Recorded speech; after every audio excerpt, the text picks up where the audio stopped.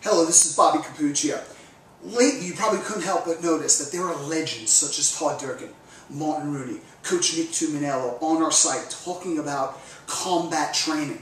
Now, why would a population of people that have never been a fighter, and they have no aspirations of ever becoming a fighter, want to engage in combat training? And it goes back to some brilliant insight from Faith Popcorn in the year 2000 in her book Evolution.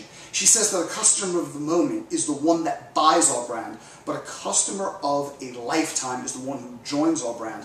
And what she meant by that is that people not only want to utilize our products and services and derive a benefit from them, but deep-rooted in their sense of identity, they want to literally become what our product embodies. Why do people drive a Mercedes over a Nissan? Think about it. It's the sense of identity and who they feel that they're going to become by wearing a certain type of clothing, driving a certain type of car. It's the same thing with every facet of fitness. You can't separate identity from what a person does or fails to do. So think about an MMA fighter. What are the attributes that this individual would possess? Well, he would probably be very focused, very disciplined, have perseverance, mental and physical toughness.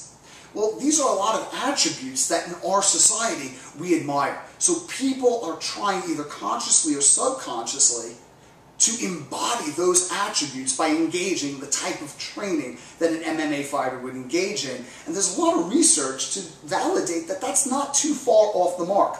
Recently, I did an interview with world-class neuroscientist, Dr. Joseph Ledoux. Now, you want to take a look at that interview, or rather listen to it, because it is in fact an audio clinic. But he explains the scientific rationale why, contrary to popular thinking, just by changing our thoughts, we're not necessarily going to change our lives. He talks about behavioral change on a sensory and behavioral level. And a great example of this is Dr. Mimi Silbert. Dr. Mimi Silbert runs the Delancey Street program in San Francisco, California, where she has taken hardened criminals who have even been labeled by psychologists as quote-unquote psychopaths beyond rehabilitation and turned them into highly productive members of society. And how she does this is not by giving them a lecture on why they should be nice and friendly and, abandon a life of crime. What she does is works on a behavioral level by making them engage in behaviors. And by the way, they have a huge why. There's a reward if they do what they do. They could turn their life around. And the punishment, if they don't do it, is they get to spend the next 30 years in prison. So there's a lot of emotional and psychological leverage. Let me just point that out. So you need to have a big why behind what you're doing. But by working on a behavioral level that seemingly contradicts the beliefs that they've long held, they need to rationalize why they contradict the beliefs that they feel they've adapted.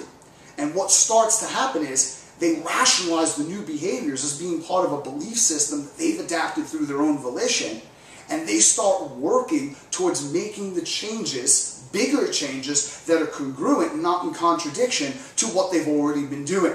And she's been massively successful.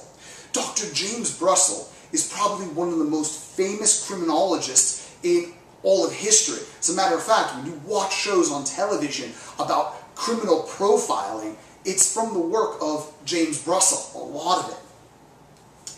Now, what he did in terms of doing profiles for serial killers, sociopaths, is when he takes a look at a crime, or when, let's say, crime specialists get onto a crime scene, it's not the traditional who done it, but rather who is it. By looking at the behaviors that are representative in the crime, they can create a profile of what type of person would have committed the crime, and from that profile, these crime experts, like let's say in the FBI, can give local authorities a clear picture of who they're looking for. What does this have to do with MMA training? Well, it's simple. If somebody wants to do something they've never done before, they must become someone they've never been before. So if you ask somebody, what type of person would be very successful in achieving the goals that you're setting out to achieve, Well, people will tell you what their beliefs are. Well, they would have to be disciplined. Well, this individual would have to be highly motivated. A self-starter. They probably have to wake up early, exercise every day. They probably wouldn't eat certain foods. You know, they'd be very, very clear on what they need to do and what they need not to do. And then the next question would be, well, which one of these attributes do you feel you most possess? And if the answer is, well, I don't know, or none, well, which one would you most like to possess? And what behaviors would you need to engage in every single day to start to bridge the gap between who you are and who and what you ultimately desire to become?